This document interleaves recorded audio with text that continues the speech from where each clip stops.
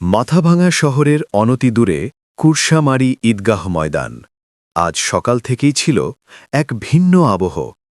দীর্ঘ এক মাসের পবিত্র রমজান শেষে খুশির ঈদকে স্বাগত জানাতে এখানে জড়ো হয়েছিলেন প্রায় ৩,০০০-এরও বেশি মানুষ। ত্যাগ, তিতিক্ষা ও সংযমের এক মাস পূর্ণ করে ধর্মপ্রাণ মুসলিম সম্প্রদায়ের মানুষ একসাথে নামাজ আদায় করেন এই ঐতিহ্যবাহী মাঠে। শুধু কুরসামারি গ্রামের মানুষই নন, মাথাভাঙা শহরসহ আশেপাশের বহু দূর দূরান্ত থেকে মানুষ এখানে ছুটে আসেন, কারণ এই ঈদগাহ ময়দানের রয়েছে এক বিশেষ ঐতিহাসিক গুরুত্ব, যা বছরের এই বিশেষ দিনে আরও তাৎপর্যপূর্ণ হয়ে ওঠে। একসাথে কাঁধে কাঁধ মিলিয়ে নামাজ আদায়, এ যেন সম্প্রীতি ও ঐক্যের এক অনন্য ছবি।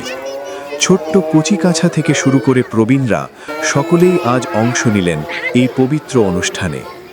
নামাজ শেষে অনুষ্ঠিত হয় মোনাজাত। এখানে একটি গুরুত্বপূর্ণ বিষয়, যিনি জামাতের সামনে দাঁড়িয়ে নামাজ পড়ান এবং পুরো মুসল্লিদের নেতৃত্ব দেন, ইসলাম ধর্মে তাকে বলা হয় ইমাম।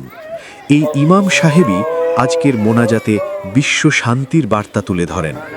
তার প্রার্থনায় উঠে আসে বর্তমান বিশ্বের অশান্ত পরিস্থিতি, বিশেষ করে যুদ্ধবিধ্বস্ত অঞ্চল, যেখানে নিরীহ মানুষ, এমনকি শিশুরাও সহিংসতার শিকার হচ্ছে।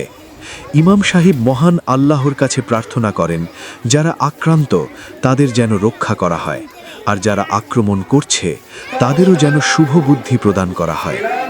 এই মানবিক বার্তা শুধু একটি ধর্মীয় আচার নয়, বরং সমগ্র বিশ্বের জন্য এক গুরুত্বপূর্ণ শিক্ষা, শান্তি, সহমর্মিতা ও মানবতার। ঈদের এই আনন্দের দিনে সম্প্রীতির এই মেলবন্ধন যেন আরও দৃঢ় হয়, এই কামনাই করেন উপস্থিত সকলেই। মাথাভাঙার এই ঈদগাহ ময়দান থেকে উঠে এলো একটাই বার্তা, ধর্ম যার যার, কিন্তু উৎসব সবার। দেখতে থাকুন, সঙ্গে থাকুন মাথাভাঙা নিউজ পোর্টালের সঙ্গে। আমি দেব, অঙ্গীকারবদ্ধ আপনাদের কথা বলার জন্য, আপনাদের সঙ্গে, আপনাদের জন্য, আপনাদের পাশে, সর্বদাই আপনাদের পাশে। ধোঁকা নেই তো, মিথ্যা নেই তো, শরাব নেই তো, জুয়া নেই তো, বেবিচার নেই তো, বিশৃঙ্খলা নেই তো, গীবত নেই তো, শেখায়ত নেই তো, পরনিন্দা পরচর্চা নেই তো। নেই এসব জীবন, সমস্ত অপকর্ম থেকে জীবনটাকে পাক করেছে। এই সাবানটা ধরুন, কেন শরীরটাকে গোসল করে পাক সাফ করে কোথাও যেন কোনো নোংরা না থাকে। আল্লাহ বলছে আমার এই দিনটাকে ধরো, আর এই দিনের দ্বারা জীবনটাকে পাক করে। তুমি তোমার নিজেকে দেখো, তুমি কতটা নিজেকে ইবাদতের দ্বারা সংশোধিত করে, কতটা তুমি নিজেকে। প্রসঙ্গত উল্লেখ্য, ইসলাম ধর্মের মূল ভিত্তি দাঁড়িয়ে আছে 5টি স্তম্ভের ওপর, যা একজন আদর্শ মুসল্লির জন্য অত্যন্ত গুরুত্বপূর্ণ। এই 5টি স্তম্ভ হল ঈমান, নামাজ, রোজা, যাকাত এবং হজ। এর মধ্যে নামাজ হল প্রতিদিনের নিয়মিত ইবাদত, যা একজন মুসলমানকে আল্লাহর সঙ্গে সংযুক্ত রাখে। আর সদ্য সমাপ্ত পবিত্র রমজান মাস ছিল রোজার মাস, সংযম, ত্যাগ ও আত্মশুদ্ধির এক অনন্য সময়। 1 মাসব্যাপী রোজা পালনের পর আজ শুরু হয়েছে নতুন মাস, শাওয়াল মাস। এই শাওয়ালের প্রথম দিনেই উদযাপিত হয় পবিত্র ঈদ উল ফিতর। আজকের এই বিশেষ দিনে মুসলিম সম্প্রদায় একসাথে ঈদের নামাজ আদায় করেন, যা বছরের অন্যতম গুরুত্বপূর্ণ জামাত। রমজান মাসে শুধু রোজাই নয়, বিশেষ রাতের নামাজ যেমন তারাবিহ এবং দিনের বিভিন্ন সময়ে এবাদতের মাধ্যমে আত্মসংযম ও ধর্মচর্চার এক অনন্য পরিবেশ তৈরি হয়। এর পাশাপাশি রয়েছে দানের বিষয়, যাকাত। যাকাত হল ইসলামের একটি গুরুত্বপূর্ণ স্তম্ভ, যেখানে সামর্থ্যবান মুসলমানরা তাদের সম্পদের একটি নির্দিষ্ট অংশ গরিব ও অসহায় মানুষের জন্য দান করেন। এছাড়াও ঈদের আগে বিশেষভাবে যে দান করা হয় তাকে বলা হয় ফিতরা বা সাদাকাতুল ফিতর, যা দরিদ্র মানুষের মুখে ঈদের হাসি ফোটানোর উদ্দেশ্যে প্রদান করা হয়। অন্যদিকে হজ হল ইসলামের পবিত্র তীর্থযাত্রা, যা অনুষ্ঠিত হয় জিলহজ মাসে। এই সময় সামর্থ্যবান মুসলমানদের জন্য জীবনে অন্তত একবার মক্কা শরীফে গিয়ে হজ পালন করা অত্যন্ত গুরুত্বপূর্ণ কর্তব্য বলে বিবেচিত হয়। হজের সঙ্গে যুক্ত রয়েছে কুরবানির তাৎপর্য। ঈদুল আজহার সময় নামাজের পর আল্লাহর প্রতি নিঃস্বার্থ আনুগত্যের নিদর্শন হিসেবে পশু কুরবানি দেওয়া হয়।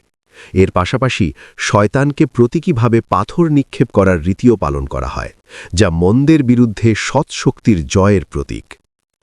এই সমস্ত ধর্মীয় বিধান ও আচার একসাথে আমাদের যে বার্তা দেয় তা হল নিয়মিত ইবাদত, আত্মসংযম, ত্যাগ, দান এবং মানবতার প্রতি দায়বদ্ধতা।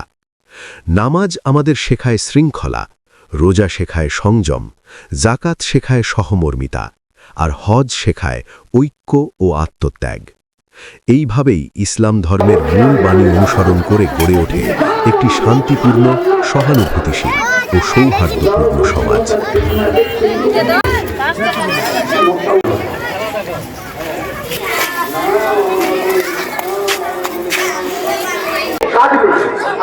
ঈদ মুবারক, শুভ ঈদ।